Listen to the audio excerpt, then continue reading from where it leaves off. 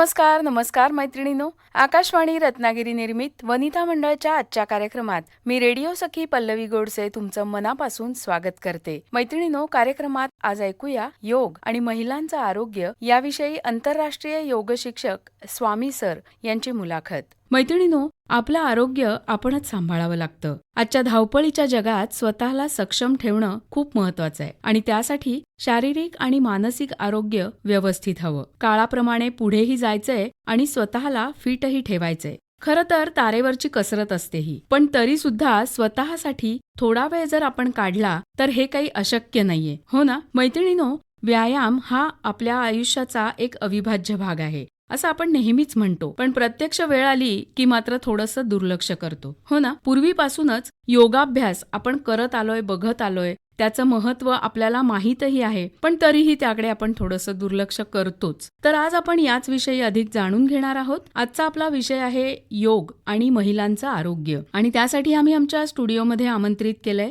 आंतरराष्ट्रीय योग शिक्षक स्वामी सर यांना. सर नमस्कार. नमस्कार. आकाशवाणीच्या स्टुडिओमध्ये तुमचं मनापासून स्वागत आहे. धन्यवाद. आत्ताच मी असं म्हटलं की आपलं आरोग्य चांगलं राहावं यासाठी व्यायाम गरजेचा आहे. आजच्या धावपळीच्या युगात मानसिक शारीरिक फिट राहणं ही खूप गरजेचं आहे आणि योगाभ्यास आपल्याला नेमकं हेच सगळं शिकवत असतो. बरोबर. मला सुरुवातीला असं सांगा की योग म्हणजे नेमकं काय? योग म्हणजे शरीर, मन आणि आत्मा यांना एकत्रितपणे जोडणारा दुवा म्हणजे योग.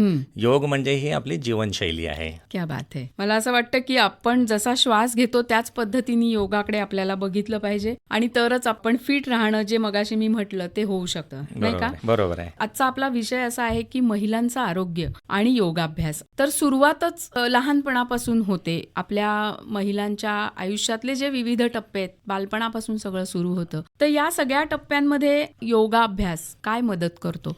बालपणापासून सुरुवात करूया. बालपणामध्ये आता जी जीवनशैली जी आहे, लाईफस्टाईल ज्याला आपण म्हणतो, की मुलांचा जो आहार आहे तो कळत न कळत अतिशय म्हणजे फास्ट फूड, जंक फूडकडे अगदी मुलं स्वतःहून बाहेरून खातात आणि काही पालकही स्वतःहून प्रमोट करतायत, देत आहेत. आणि दुसरा कुठलाही फिजिकल ऍक्टिव्हिटी होत नाही मुलांकडून.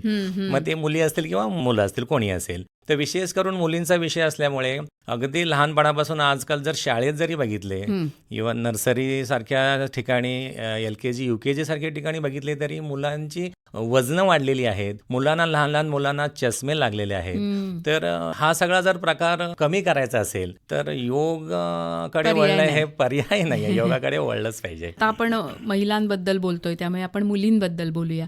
आता लहान वयात योगा, मूल लहान असतं, त्याला कशी गोडी लावायची या योगाची? तर आजकाल अगदी लहान मुलांना आपले पालक, जे विशेष करून ज्या माता भगिनी असतात, त्या आपल्या मुलांना इतर वेगवेगळे प्रकारचे क्लासेस लावतात. उदाहरणार्थ तबला वाजवणे, पेटी वाजवणे, संगीत, नृत्य, असे नाना प्रकारचे क्लासेस हे अगदीच लहान मुलांना लावतात. मग याच्यातलं एकही पालक असाच आवडत नाही की जो लहान मुलांना योगाच्या क्लासेसला लावेल. बरोबर. तर इथे कुठेतरी पालकच जबाबदार आहेत. मुलांना गोडी लावण्यासाठी पालकांनी पुढे यायला हवं. आणि जसे इतर क्लासेस लावतात ते वाईट नाही आहे, ते अवश्य लावा. पण त्याच्यासोबत जर तुम्ही योगाची जोड दिली मुलांना, तर मुलांना काय खावं, काय करावं, काय न करावं हे आपोआप समजायला लागेल. आणि मला असं वाटतं मुलंही अनुकरण प्रिय असतात. बरोबर आहे. त्यामुळे जर तुम्ही केलं तरच ती करणार आहे. बरोबर आहे. मग लहान मुलींसाठी काय आसनं तुम्ही सांगाल की काय केली पाहिजे? लहान मुलींसाठी विशेष करून वृक्षासन, ताडासन, त्याचबरोबर काही त्रिकोणासन, भुजंगासन, सेतुबंधासन, वज्रासन, असे काही स्ट्रेचिंगची आसने असतात. आणि त्याच्यासोबत जोडीला प्राणायाम असतात, जेणेकरून मुलींची सर्वांगीण विकास, शारीरिक, मानसिक, बौद्धिक आणि आध्यात्मिक अशा सगळ्या स्तरावरती त्यांचा विकास व्हायला मदत होते. आणि मला असं वाटतं की हे जर तज्ञांच्या मार्गदर्शनाखाली केलं तर जास्त चांगलं. तज्ञांच्याच मार्गदर्शनाखाली योग करायला हवा. बरोबर आहे. कुठल्याही क्षेत्र असू दे, तिथे गुरु हा हवा. तुम्ही सर आता सांगताय ते अगदीच चांगली गोष्ट आहे की लहान वयातच ह्या सगळ्याची गोडी लागली तर मला वाटतं नंतर जाऊन त्याच्यासाठी की हा विषय काय महत्वाचा आहे, कशासाठी हे केलं पाहिजे, ह्याची वेळ येणार नाही. बरोबर आहे. खूप लहान वयातलं हे तुम्ही सांगितलं. त्यानंतर मग थोडंसं मुली मोठ्या होतात. आज आपण बघितलं तर सगळ्याच गोष्टींमध्ये बदल झाले आहेत. मुली लवकर मोठ्या होतात आणि मग तेही सगळं त्यांचं चक्र नीट नसतं, त्यांचं वयही लहान असतं. मग हे सगळं सुरळीत होण्यासाठी नेमकं काय सुचवाल तुम्ही? हे सगळं सुरक्षित होण्यासाठी पूर्वी जे 12 वर्षानंतर 14 वर्षानंतर ज्या मुलींच्या मासिक पाळी सुरू व्हायच्या, बरोबर. ते आता अगदीच 7-8 वर्षाच्या मुलींना ते चक्र सुरू झालेलं आहे. अगदी. सगळ्यात जास्त महत्त्वाचं म्हणजे मागाशी सांगितलं तेच पुन्हा, की अनहेल्दी लाईफस्टाईल आणि अनहेल्दी फूड आणि लेस प्रॅक्टिस ऑफ फिजिकल प्रॅक्टिस आणि योगा प्रॅक्टिस. ही मुलं कुठलेही आजकाल शाळेमध्ये सुद्धा पीटीचे वर्ग होत नाहीत. खरंय. सगळा जो काही खेळ आहे तो मोबाईलचा खेळ खेळत आहेत मुलं. म्हणजे ग्राउंडवरचे जे खेळ आहेत ते खेळतच नाही, शारीरिक दमणूक होतच नाहीये. आणि त्याच्यामुळे ही लवकर मासिक पाळी सुरू होणे, ज्या वयामध्ये ज्यांच्या हातात खेळणं पकडायला हवं त्यावेळेला त्यांना सॅनिटरी नॅपकिन पकडावं लागते. तर हे सगळं जर चित्र बदलायला हवं असेल तर योगाकडे मुलांनी वळायला हवं आणि पालकांनी ही जबाबदारी घ्यायला हवी. नक्कीच. या वयातल्या मुलींना काय सांगाल तुम्ही की ही आसनं त्यांनी केलीच पाहिजेत? तर ह्या वयामधल्या ज्या किशोरवयीन मुली आहेत त्यांच्यामध्ये होणाऱ्या जे मेन आजार जे आहेत त्याच्यामध्ये PCOD, PCOS, थायरॉइड सारख्या समस्या आणि त्याच्यामुळे त्यांचं वजन वाढतं प्रचंड. वजन वाढणे, त्यांचे हेअरफॉल, चिडचिड होणे, ह्या सगळ्या समस्या होतात आणि मग नंतर कुठेतरी लग्नामध्ये त्यांच्या विवाहाच्यामध्ये त्याची बाधा येते लग्न जुळण्यामध्ये आणि लग्न जुळल्यावरती नंतर पुढील त्यांच्या वैवाहिक जीवनामध्ये सुद्धा ह्या समस्या वाढत जातात.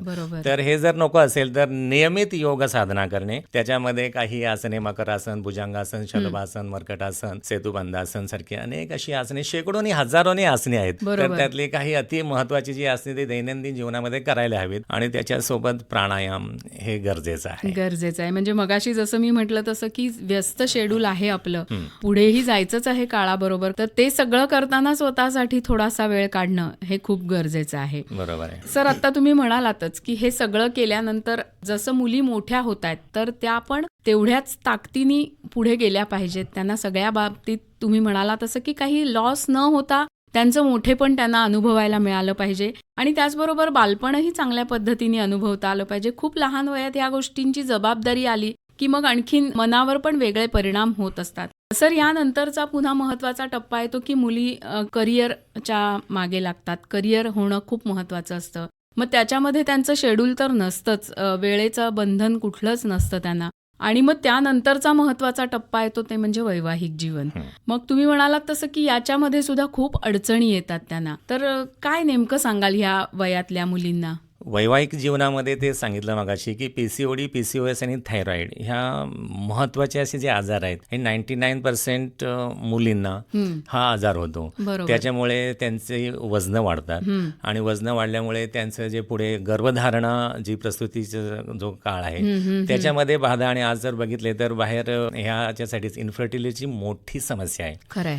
तर ह्या समस्येवरती जर मात करायचं असेल मग लोक उगाचीच असं आड मार्गाने जातात. मग त्यांना कुठेही योगा करायचा नसतो, त्यासाठी वेळ द्यायचा नसतो. ॲक्च्युअल वेळ नाही, बिझी शेड्यूल, काहीतरी करिअर अचीव करायचं. ते अचीव करून जर तुमचं आरोग्य चांगलं नसेल तर आरोग्य सांभाळून हे सगळं करणं फार गरजेचं आहे. खरं तर महिलांना आरोग्यासाठी वेळ देणे हे फार कठीण बाब आहे. कशी तर महिलांना चूल मूल हे सगळं सांभाळून, आणि काही महिला तर नोकरी पण करत असतात, नोकरी व्यवसाय, चूल मूल नोकरी सांभाळून मग त्यांना त्यांचं आरोग्य सांभाळायचं आहे. तर काही महिला ज्यांना खरोखर इच्छा असते ना करायची तर त्यांना मार्ग सापडतो, ज्यांना इच्छा नसते त्यांना कारणे सापडतात. बरोबर आहे. इच्छा तिथे मार्ग ही म्हण इथे अगदी लागू पडते. तुम्ही आता म्हणालात तसं ही खरंच गोष्ट आहे की आजकाल 90% जास्तच म्हणेन मी की बायका वर्किंग वुमन आहेत आणि मग ह्या सगळ्याचं एक वेगळं प्रेशर येतं की सगळ्या घरातल्या जबाबदाऱ्या, मुलं असतात, बाकीच्या गोष्टी असतात, ऑफिसमधलं प्रेशर असतं आणि मग या सगळ्यामध्ये ती बाई इतकी थकून जाते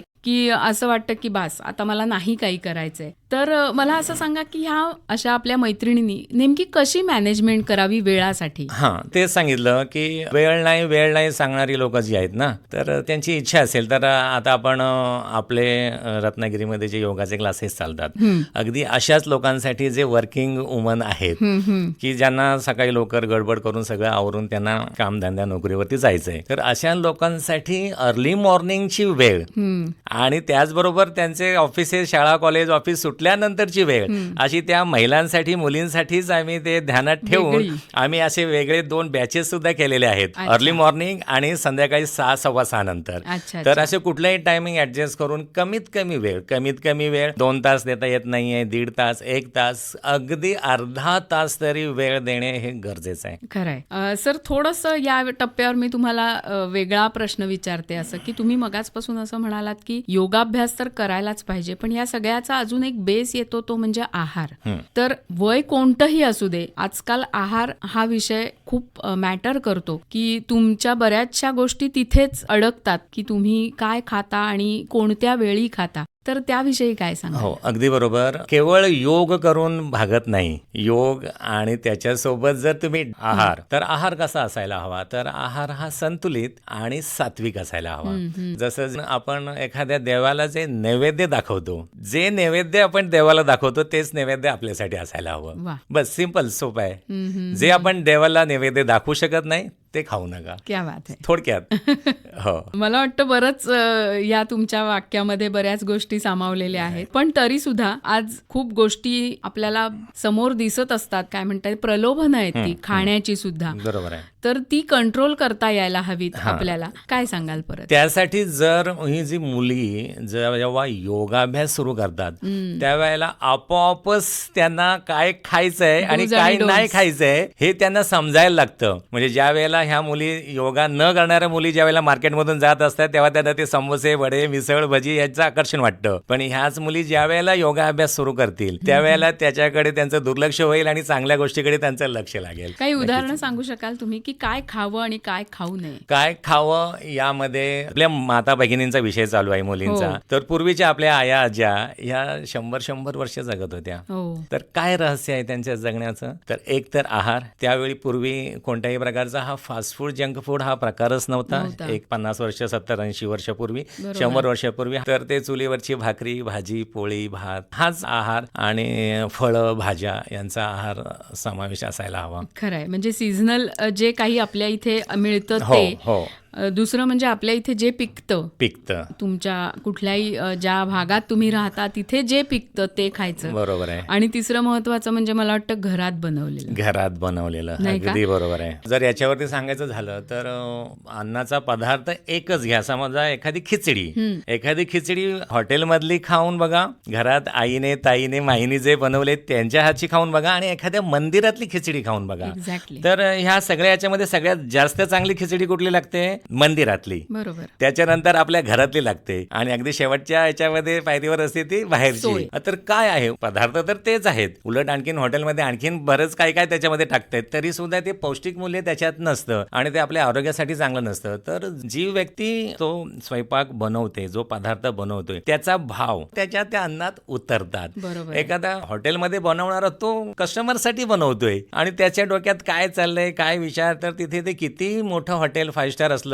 तरी ते घरासारखं आणि मंदिरासारखं होत नाही. तर बाहेरचं खाणं टाळावं, कमी करावं आणि हळूहळू टाळावं, आणि प्रसादासारखं जेवण घ्यावं. सर, मगाशी आपण बोलत होतो की इनफर्टिलिटी ही एक खूप मोठी समस्या आजकाल जाणवते. त्याला कारणं अनेक आहेत. जसं मगाशी मी म्हटलं की करिअरच्या मागे मुली लागतात, योगाभ्यास करणं हा बेसच नसतो, लग्न उशिरा होतात, अनेक कारणं आहेत त्यासाठी. पण समस्या एवढीच आहे की इनफर्टिलिटी ही जाणवते आणि मग खूप उपाय करूनही काही होत नाही. तर योगाभ्यास यासाठी कशी मदत करते? तर इन्फर्टिलिटीसाठी योगाभ्यास खूप मोलाचं योगदान आहे. जसे एक उदाहरण द्यायचं झालं तर आपले जे निरामय योगा क्लासेस चालतात, गेले 12 वर्षापासून क्लासेस आहेत चालू. तर असे अनेक केसेस आपल्याकडे आलेले आहेत आतापर्यंत की लग्न झालेलं आहे आणि 5-6 वर्ष, 7-8 वर्ष तरी मुलं झालेली नव्हती, आणि त्यांनी कुठून तरी असं माहिती की योगा केल्याने ह्या समस्या सुटतात, हे ऐकून त्यांनी योगा जॉईन केला आणि अगदीच 5-6 महिन्यामध्ये रेग्युलर योगा अभ्यास, त्याच्यामध्ये सर्व प्रकारची आसने, प्राणायाम, मुद्रा, ॲक्युप्रेशर.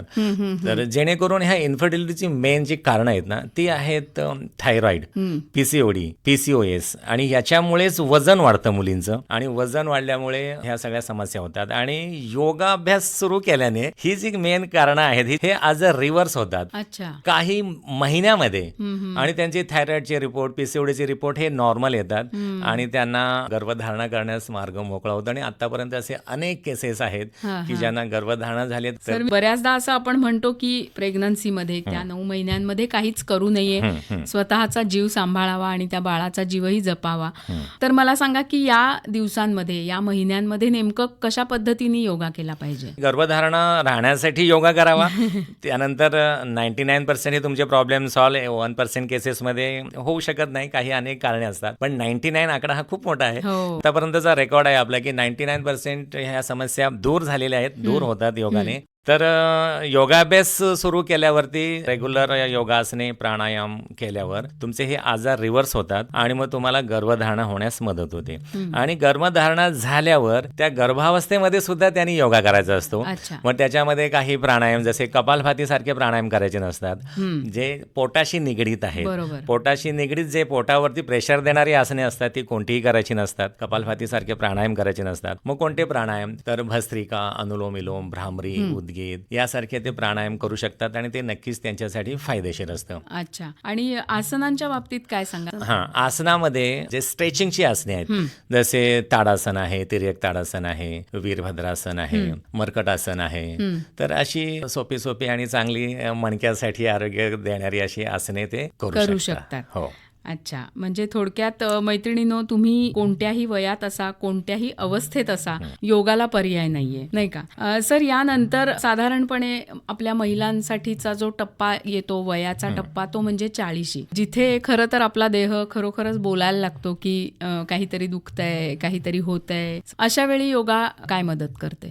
त्यालाच इंग्लिशमध्ये मेनोपॉज म्हणतात. हा सगळा हार्मोनचा खेळ आहे. तर सगळ्यांसाठी योगा गरजेचा आहेच, पण महिलांना जास्त गरजेचं आहे. याचं कारण असं आहे की पुरुषांच्या तुलनेने महिलांचे हार्मोन्स हे प्रत्येक टप्प्यामध्ये बदलत असतात. तर ह्या 40 नंतर मेनोपॉजमध्ये जे हार्मोन्स बदलतात आणि त्याच्यामध्ये त्यांची चिडचिड जास्त होते, मूड स्विंग होणे, अनिद्रा, झोप न लागणे. तर अशा अनेक समस्यामध्ये योगाभ्यास करत असतील तर ह्या समस्या होत नाहीत. खरं? हो. अच्छा. म्हणजे हे केल्याशिवाय समजणार नाही. पहिले इस्तेमाल करो, फिर विश्वास करो.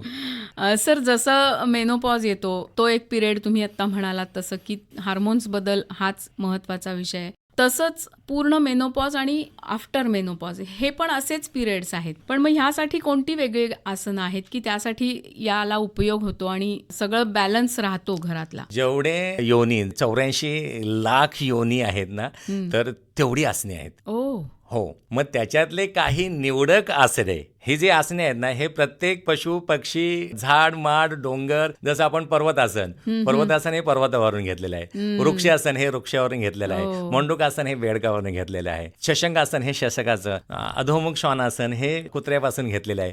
तर जेवढे पशु, पक्षी, प्राणी तेवढी आसने आहेत. तर हे एवढं सगळं करणं काय शक्य होत नाही. तर त्याच्यामध्ये काही जी निवडक जी आसने आहेत. आणि मेनोपॉज मध्ये मला त्याचा अप्लाय करायचे, तर तुमचं शरीर तेवढं लवचिक होऊ शकतं का प्रॅक्टिसने ते होतं? 99% केसेसमध्ये हे आजार कोणता तरी गंभीर आजार झाल्यावर योगाच्या दिशेने लोक वळतात. तरीही तुम्ही तुमचे आजार हे रिव्हर्स करू शकता कोणत्याही स्टेजमध्ये. आजपर्यंत हे असं छाती ठोकपणे कसं काय सांगू शकतो, कारण आजपर्यंत हजारो केसेस आम्ही हे सॉल्व्ह केलेले आहेत. इव्हन 40, 50, 60, 70 मध्ये सुद्धा आम्ही मणक्याचे आजार, ढोपऱ्याचे आजार हे टाळलेले आहेत. त्याचबरोबर BP, sugar, thyroid, heart, liver, किडनीचे आजार बरे केलेले आहेत योगाच्या माध्यमातून. हो, कोणत्याही वयोगटामध्ये. जर तुम्ही लहानपणापासून करत असाल तर ते सोने पे सुहागा. तर होत नाही तसं. किमान आजार होण्यापूर्वी तरी जॉईन करा किंवा आजार झाल्यावर तरी जॉईन करा योगा. तुमच्या जवळपास कुठेही. पुन्हा एकदा तेच सांगेन, तज्ञ योग शिक्षक. जर आपण मार्केटमध्ये एखादं फळ घेताना सुद्धा तो आपण एक एक पीस त्याच्यातला उचलून काय करतो, बारकाईने बघतो. तर योग शिक्षक निवडताना सुद्धा तज्ञ मार्गदर्शन आहे का हे निवडून तुम्ही योगा करणे गरजेचं आहे. आणि आता आपण जसं बोलतोय की मेनोपॉज हा विषय आपण बोलतोय, तर त्याच्यामध्ये नेमकी काय आसनं केली पाहिजेत? आसने तीच सांगितली तुम्हाला मगाशी की जी जी पोटावरची पाठीवरची हा. योगिक जॉगिंगचे प्रकार असतात. हम्म. ताडासन, तिर्यक ताडासन आहे, गरुडासन आहे, वृक्षासन आहे, अच्छा. जेणेकरून शरीर आणि मन याला बॅलन्स करण्यासाठी भुजंगासनचे प्रकार आहेत, मर्कटासनचे प्रकार आहेत, शलभासनचे प्रकार आहेत, अनेक आसने आहेत. त्याच्यातली सोपी आसने थोडेसे 40 वर्षापर्यंत कोणतेही योगा केलेलं नाही, त्यामुळे स्टिफनेस असतो. तर तो 100% लहान मुलांसारखा तर होणार नाही, पण सुधारणा नक्की होते. अच्छा. सुधारणा नक्की होते आणि तुम्हाला सुसह्य आयुष्य जगता येतं. जगता येतं. सर, मेनोपॉज नंतरचा सुद्धा जो आपला पिरियड असतो की आफ्टर मेनोपॉज आणि निवृत्तीचा काळ 60 पर्यंतचा तो येतो आणि मग तुम्ही म्हणाला तसं की मग आणखीनच प्रश्न येतात की ढोपरं बोलायला लागतात, पाठ बोलायला लागते, सगळ्याच गोष्टींमध्ये आपल्या हालचाली मंदावतात. अशा वेळेला आसनं कुठली केली पाहिजे? तर थोडंसं उतरत्या वयामध्ये खांदे दुखी, ज्यामुळे आजकाल त्याला प्रोझन शोल्डर हो. आणि सर्वायकलचा प्रॉब्लेम, मानेचे मणक्याचे प्रॉब्लेम, कमरेचे, लोअर बॅकचे, सायटिकाचे प्रॉब्लेम, ढोपराचे प्रॉब्लेम, हे तर आज तर उतरत्या वयात नाही तर हे तरुणपणामध्ये Commonच सुद्धा हे झालेत. कॉमन झालेले आहेत आजार. तर हे आजार टाळण्यासाठी सूक्ष्म व्यायाम, ज्यामध्ये हाताचे, मानेचे, पायाचे हे सूक्ष्म व्यायाम असतात योगिक अभ्यासामध्ये. बर. तर ते सूक्ष्म व्यायामाने सुद्धा हे तुम्ही सगळ्या प्रकारचे सांध्याचे आजार पूर्ण बरे करू शकता. बरं, म्हणजे पुन्हा इथे तज्ञ मार्गदर्शक आले, हवा. त्याशिवाय हो. काही हे पुढे जाऊ शकत नाही. बरोबर आहे. मगाशी आता मी असंच म्हटलं की उतार वयात आल्यानंतर विशेषतः तुम्ही बोलतो आपण की ढोपरं इतकी बोलतात की आजकाल मूलभूत गरजांमध्ये ह्या गोष्टी आल्यात की खाली बसता येत नाही किंवा झोपण्यासाठी पण बेडच लागतो. म्हणजे फक्त पायांसाठीच विचारते मी, ढोपरांसाठी काय आसनं आहेत? ढोपऱ्यासाठी सांगितलं स्ट्रेचिंग इथे फार मोलाचं योगदान आहे. स्ट्रेचिंगचं, ढोपऱ्याचं स्ट्रेचिंग करणे, बसून पाय पुढे पसरवून पंजे मागे पुढे करणे, बोटांची हालचाल करणे, पंजे दोन्ही पायचे पंजे गोल फिरवणे, ढोपरा असे आकुंचन प्रसारण करणे, ढोपऱ्यातून गोल फिरवणे, असे अनेक सूक्ष्म व्यायामाचे प्रकार ह्याचं असतात. सेटिंग साधारण किती करावं? एक समजा 60चं वय असेल तर हे याला काही मर्यादा नाहीये. 10 सेट, 2 सेट, तुम्हाला 3 झेपतील सेट तेवढे. झेपतील तेवढे तुम्ही सुरुवात सुरुवात कमीने तर करून करा. हळूहळू वाढवायला हवं. काय होतं, लोक जोश में आकर होश खो देते.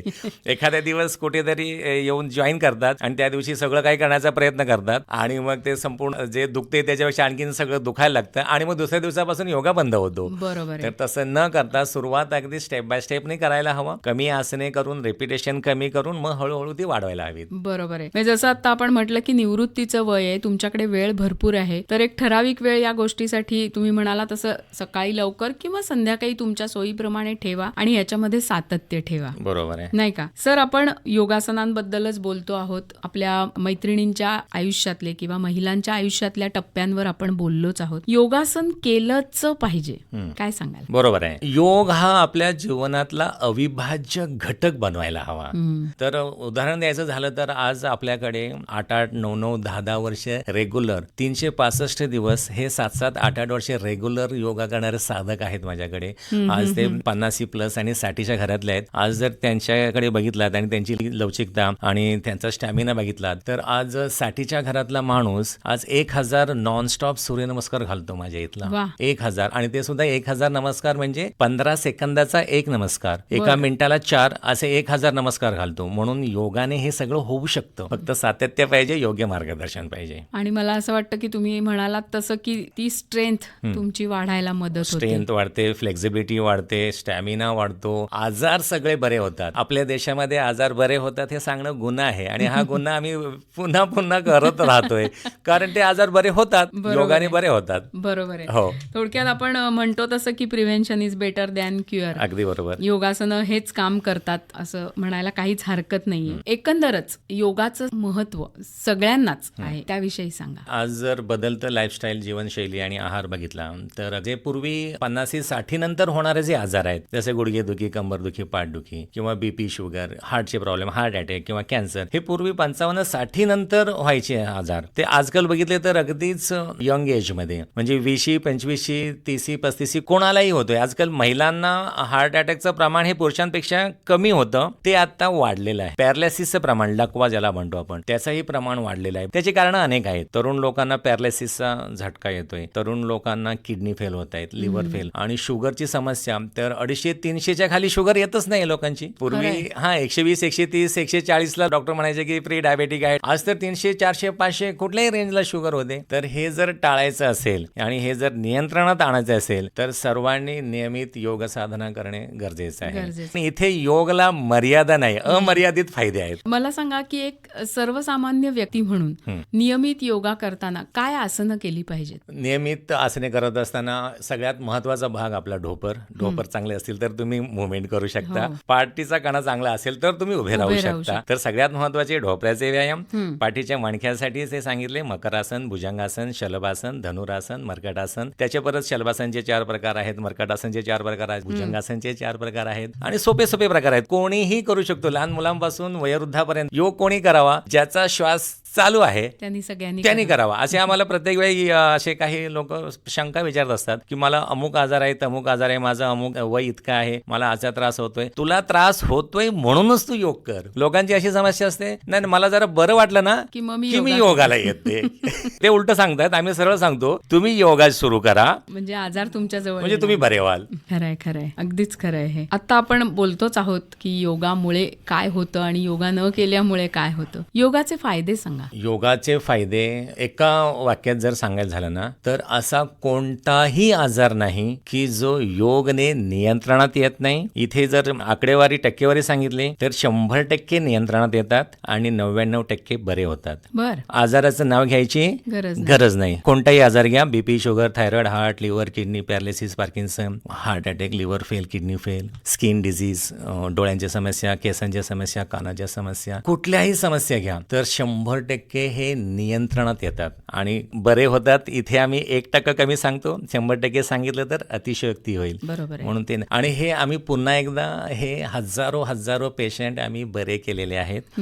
आज हजारो लाखो करोडो पेशंट बरे होत आहेत योग साधना करून. तर त्याच्या जोरावरतीच हे आम्ही सांगतो की बरे होतात. मला असं वाटतं की यापेक्षा आणखीन आपल्याला कोणी काही वेगळं सांगायची गरज नाहीये की योगाचे काय फायदे आहेत ते. सर, योगाची 8 अंग आहेत, आपल्याला सगळ्यांनाच माहिती आहे, त्याविषयी सांगा. अष्टांग, ज्यामध्ये यम, नियम, आसन, प्राणायाम, प्रत्याहार, धारणा, ध्यान आणि समाधी.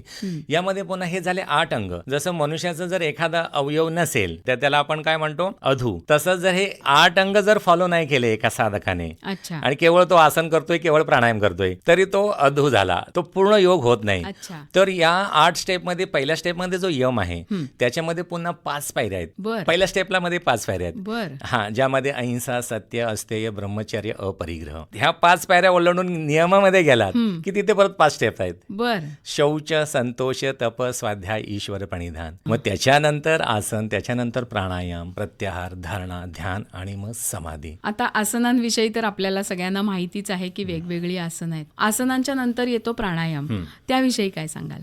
प्राणायाम याच्यामध्ये त्या नावातच सगळं काय, प्राण अधिक आयाम, म्हणजे प्राणावर नियंत्रण मिळवणे म्हणजे प्राणायाम. अच्छा. आणि ते श्वसनाचे वेगवेगळे प्रकार. श्वसनाचे योग म्हणजे काय, श्वास कसा घ्यावा हे शास्त्रशुद्ध पद्धतीत करणे म्हणजेच योग आहे. अच्छा. श्वासावर नियंत्रण म्हणजे प्राणायाम. वा. सर, प्राणायामाविषयी तुम्ही आता सांगितलंच की प्राणायाम म्हणजे कसा घ्यावा, आपला श्वास कसा घ्यावा याविषयी. त्याचेही काही प्रकार आहेत, त्याबद्दल सांगा. प्राणायामचे मुख्य 8 प्रकार आहेत आणि 7 रोगानुसार प्राणायाम आहेत. बर. तर रोगानुसार प्राणायाम म्हणजे असे काही आजार जे गंभीर आजार असतात की जे केवळ ह्या 8 प्राणायामने कंट्रोल होत नाही. जसं एखादा तज्ञ डॉक्टर रोगानुसार औषधं देत असतो आणि त्या औषधाचा पण तो कॉम्बिनेशन बनवतो. तर तसाच एक तज्ञ योग शिक्षक हा प्राणायामचा आणि आसनांचा कॉम्बिनेशन बनवून जर रोगीला दिला तर तो रोग बरा होतो. जसे 8 मुख्य प्राणायाम मध्ये भस्त्रिका, याच्यामध्ये सुद्धा सिक्वेन्स आहे. तो सिक्वेन्सनी टप्प्याटप्प्यानेच करायला हवा. उलट सुलट केला तर नुकसान होईल का, तर नाही. नुकसान होणार नाही, पण जो अपेक्षित लाभ आहे, फायदा होणार, तो अपेक्षित फायदा 100% फायदा होणार नाही. त्यासाठी ते सिक्वेन्सने घेणं गरजेचं आहे. ज्यामध्ये सुरुवातीला पहिला प्रकार असतो भस्त्रिका, ज्यामध्ये डीप ब्रीदिंग, दीर्घ श्वसन करणे. सहज आपल्या सिद्धासन, सुखासन, पद्मासन मध्ये, वज्रासन, ज्यांना ज्या आसनामध्ये शक्य असेल त्या आसनामध्ये बसायचे. अगदीच खाली बसणं शक्य नसेल, खुर्चीत बसा, बेडवर बसा, पाय पसरून बसा, कसेही बसा. अगदी बसता येत नाही तर बेडवर झोपून प्राणायाम करता येतात. बरं. फक्त करायची इच्छा इच्छा पाहिजे. खुर्चीत बसून बेडवर झोपून सुद्धा आजार बरे केलेले केसेस आहेत, वा. पूर्ण बरे. करायची इच्छा पाहिजे, इच्छा तिथे मार्ग. तर त्याच्यामध्ये पहिला भस्त्रिका, डीप ब्रिदिंग श्वास तर तुम्ही बसून खुर्चीत पण घेऊ शकता, झोपून पण घेऊ शकता. भस्त्रिका त्याचा जसा औषधाचा एक झाला, ड्रग्स डॉक्टरांनी ठरवला कोणता ड्रग्स द्यायचा आहे, त्याची मात्रा. तसंच हा प्राणायाम, कोणते प्राणायाम घ्यायचे आहेत आजारानुसार, आणि त्याची मात्रा म्हणजे टायमिंग. बरोबर. इथे टायमिंग म्हणजे मात्रा. मग प्राणायाम हा किती वेळ करायचा आहे, भस्त्रिका डीप ब्रिदिंग तर किमान 5 मिनिटं. ओके. 5 मिनिटं, 10 मिनिटं, 15 मिनिटं, तुम्हाला वेळ किती आहे त्याच्यावरनं तुम्ही हे किमान 5 ते 10-15 मिनिटं करू शकता भस्त्रिका. ओके. त्यानंतर दुसऱ्या क्रमांकाला येतो कपालभाती. ज्या कपालभातीमध्ये श्वास झटकून बाहेर टाकायचा असतो. श्वास बाहेर टाकताना पोट आत जातं आपोआप. तर हे केवळ असं सांगून कळणार नाहीये, तर ते सांगितलं बघितली पाहिजे, शिकली पाहिजे, किंवा तुम्ही रेग्युलर तज्ञ शिक्षकाच्या मार्गदर्शनाखाली करायला पाहिजे. हे पुन्हा पुन्हा आपण नमूद करतो. का सांगतो, कारण तुम्ही योगा केलात नाही तर फायदा होणार नाही, पण चुकीचा केलात तर नुकसान होऊ शकतं, नाही होतं, झालेलं आहे. हाय ब्लड प्रेशर आहे, बीपी, शुगर, काही हायपर ऍसिडिटी आहे, आणि त्याने जर कपालभाती कुठेतरी ऐकलं, कुठेतरी बघितलं, आणि त्यांनी चुकीच्या पद्धतीने थोडासा फास्ट केला, तर हे आजार वाढून प्रेशर वाढू शकतं, हार्टबीट्स वाढतात, आणि ब्रेन हॅमरेज होणे आणि हार्ट अटॅक येण्यापर्यंत मजल जाऊ शकते. तर पुन्हा पुन्हा तज्ञ योग शिक्षकांच्या मार्गदर्शनाखालीच योगाभ्यास करा. कपालभाती, त्यानंतर बाह्य प्राणायाम, त्यानंतर उज्जाई प्राणायाम जो कंठाला घर्षून श्वास घ्यायचा असतो, विशेष करून थायरॉइडसाठी लाभकारक आहे. 5व्या क्रमांकाला अनुलोम विलोम. हे 5 क्रियात्मक प्राणायाम आहेत, आणि त्यानंतर 3 शेवटचे ध्यानात्मक प्राणायाम, ज्यामध्ये भ्रामरी, उद्गीत आणि प्रणव ध्यान. उद्गीत म्हणजे ओमकार, भ्रामरी म्हणजे डोळे बंद करून, कान बंद करून आपण उच्चारण करतो, तो भ्रामरी, आणि प्रणव ध्यान म्हणजे मेडिटेशन. हे झाले 8 मुख्य प्राणायाम. आता याच्यामध्ये कॅन्सर सारखे जे आजार आहेत, किंवा काहींना हायपर ऍसिडिटी आहे, किंवा ऋतुमानानुसार काही प्राणायाम चेंज किंवा वेगळे घ्यायचे असतात. जसे पावसातून थंडीतून वेगळे प्राणायाम, गरमी, आता पावसाळा सुरू झालाय तरी अजून गरमी प्रचंड आहे, तर ह्या गरमीमध्ये प्राणायाम बदलतात. जर इथे कपालभाती थोडासा कमी, त्याचा वेळ डोस कमी करून इथे चंद्रभेदी, आता मी रोगानुसार प्राणायामची नावं सांगतो.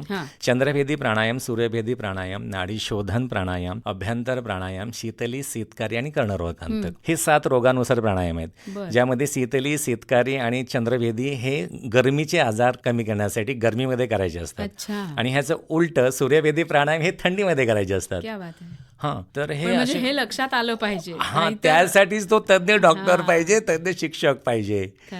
सर, तुम्ही प्राणायामाचे आता प्रकार सांगितलेत, रोगानुसार ते कसे करावेत हेही सांगितलं. परत अजून एक प्रश्न मला असा पडलाय की जे सुरुवातीला तुम्ही अष्टांग सांगितली, त्यातली यम आणि नियम ही 2 मुख्य अंग सांगितली, जरा त्याबद्दल सविस्तर सांगा. यम मध्ये अहिंसा, सत्य, अस्तेय, ब्रह्मचर्य आणि अपरिग्रह, ह्या 5 स्टेप आहेत. ज्यामध्ये अहिंसा पहिलाच. अहिंसा म्हणजे हिंसा न करणे. बरोबर. मग एक तर प्रत्यक्ष हिंसा म्हणजे जे प्राणी मात्रेला वगैरे ते मारून वगैरे खातात वगैरे, तो प्रकार, ती झाली हिंसा. किंवा आजकाल जे खून खराबे होतात, ती झाली हिंसा. हा एक हिंसाचा प्रकार. आणखीन दुसरा हिंसेचा प्रकार असतो मानसिक हिंसा.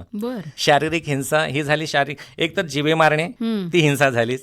त्यानंतर एखाद्याच्या कानाखाली लगावणे, मारणे, तीही हिंसाचे. एखाद्याला शिवी देणे, मोठ्या आवाजात बोलणे, अगदी आपल्या घरातल्या मुलांना जरी तुम्ही मोठमोठ्याने ओरडत असाल, त्यांना रागवत असाल, तर ती एक प्रकारची हिंसा आहे. तर अशी कोणत्याही प्रकारची हिंसा आपल्याकडून होणार नाही, याची काळजी घेणे म्हणजे अहिंसा. आता सत्य म्हणजे नेहमी सत्य बोलायला हवं, खरं बोला. त्यानंतर अस्तेय म्हणजे चोरी न करणे, कोणत्याही प्रकारची. चोरी प्रत्यक्ष करतात, अगदी डाके घालतात, घर लुटतात, बँक लुटतात, ही तर चोरी झालीच. पण अजून काय त्या प्रकारची चोरी होऊ शकते, तर एखाद्याच्या आयडिया चोरतात. कशाही प्रकारची चोरी नको. एखाद्याची कॉपी पेस्टचा प्रकार चालू आहे आता, कॉपी करणे आणि पेस्ट करणे, तीही एक प्रकारची चोरी आहे. तर चोरी करू नये. ब्रह्मचर्य, इथे जास्त सांगायची गरज नाही. ब्रह्मचर्याचा अर्थ नुसतं तुम्ही लग्न करू नये आणि साधू व्हावं असं नाहीये. ब्रह्मचर्याचा अर्थ असा आहे की तुम्ही वैवाहिक जीवनामध्ये तुमची पत्नी सोडून इतर कोणत्याही महिलेकडे बघत असताना तुमचा दृष्टिकोन हा ती आपली माता आहे, भगिनी आहे, आई आहे, असं असायला हवं. याला म्हणतात ब्रह्मचर्य. तर ते करणं गरजेचं आहे. त्यानंतर अपरिग्रह म्हणजे अतिरिक्त साठा करणे. मग कोणत्याही प्रकारची असू शकते, म्हणजे कृत्रिम टंचाई निर्माण करतात. जसं काही एखाद्या सीझनमध्ये एखादा समजा एक उदाहरण घेऊ, कांद्याचा साठा करतात काही व्यापारी आणि कांद्याचा तुटवडा निर्माण करतात आणि त्याचा भाव वाढवतात. तर असं कोणत्याही प्रकारे वस्तू असेल, पैसा असेल, सोनं आणि जे काही असेल तर तो अतिरिक्त साठा करू नये हे यम मध्ये सांगितलेलं आहे. आता नियमामध्ये शौच, संतोष, तप, स्वाध्याय आणि ईश्वर प्रणिधान. इथं शौच म्हणजे स्वच्छता. बाहेरून माणूस तर प्रत्येक माणूस एकदा तर आंघोळ नक्कीच करतोय. आतल्या शरीराचं काय, आतलं शरीर स्वच्छ होणं गरजेचं आहे. आणि ते कशाने स्वच्छ होईल तर योगाभ्यासाने, प्राणायामने, हे अष्टांग योगने शुद्ध होईल. आतून शरीर शुद्ध हे योगाने, प्राणायामनेच होईल. तर बाहेरून तर स्वच्छ सगळेच करतात, तर शरीर आतून स्वच्छ कसं होईल याकडे विशेष लक्ष द्यायला हवं. संतोष म्हणजे समाधान. कितीही मिळालं तरी माणसाची अशी प्रवृत्ती आहे की तो समाधानीच होत नाही. मग तुम्ही कितीही योगा केलात तरी त्याचा फायदा होणार नाही जोपर्यंत तुम्ही हे यम, नियम, आसन, प्राणायाम, प्रत्याहार, धारणा, ध्यान, समाधीचं पालन करत नाही.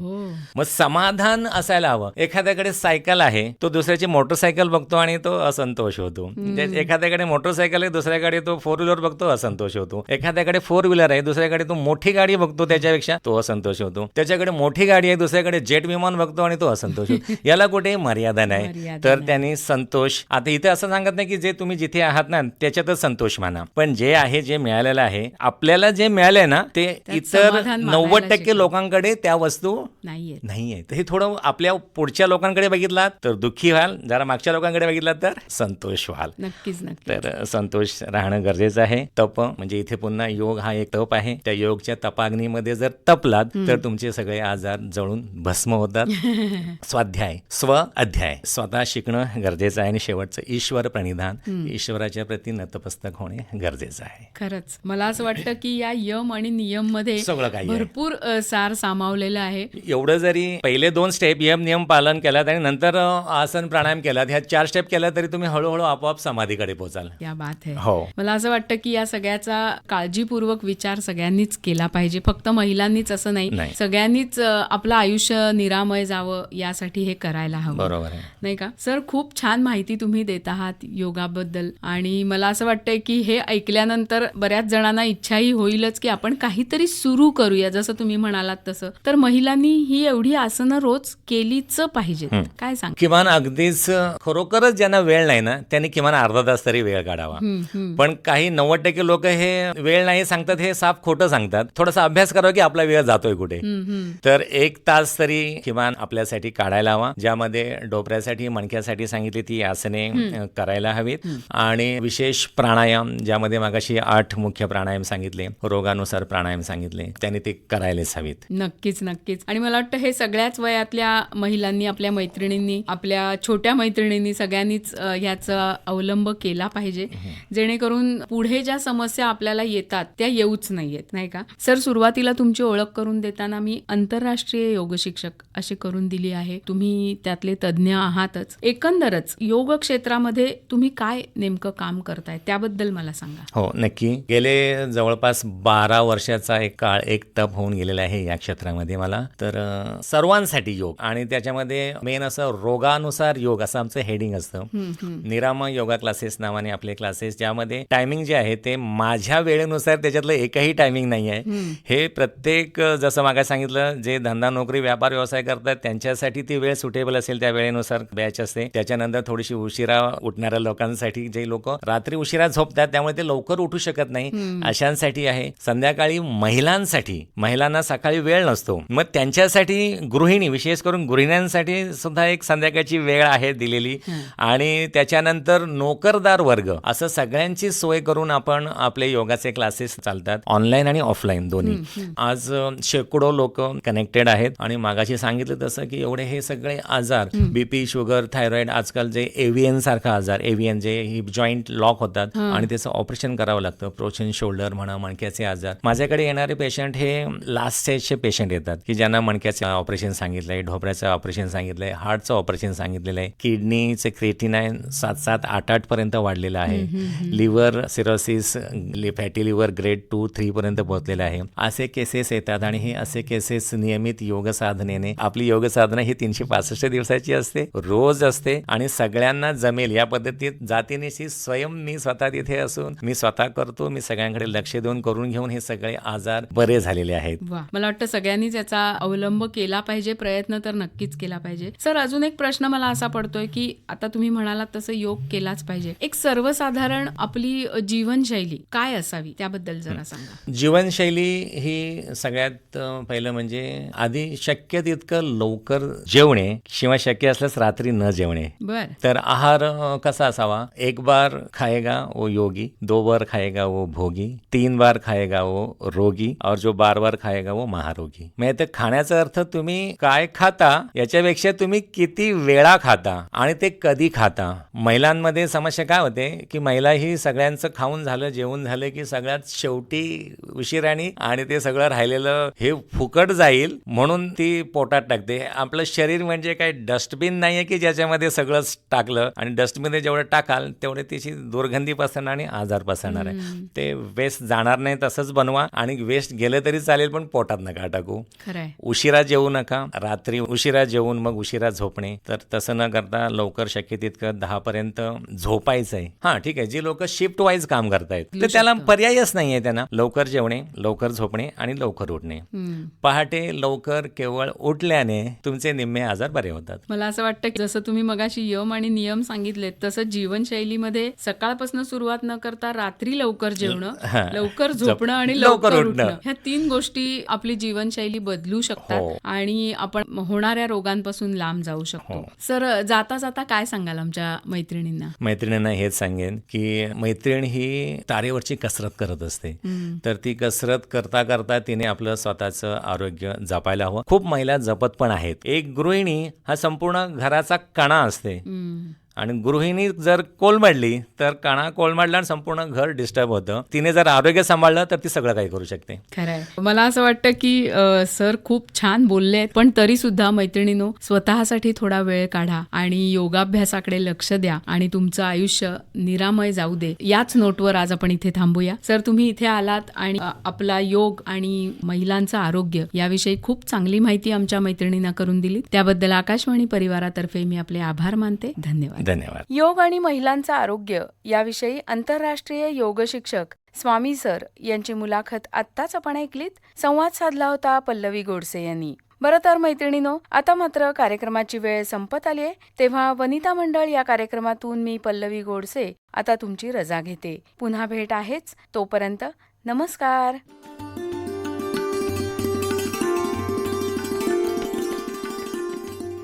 ह्या कार्यक्रमाचे सादरकर्ते होते विवेक वानखडे. ही आकाशवाणी रत्नागिरी केंद्राची निर्मिती होती.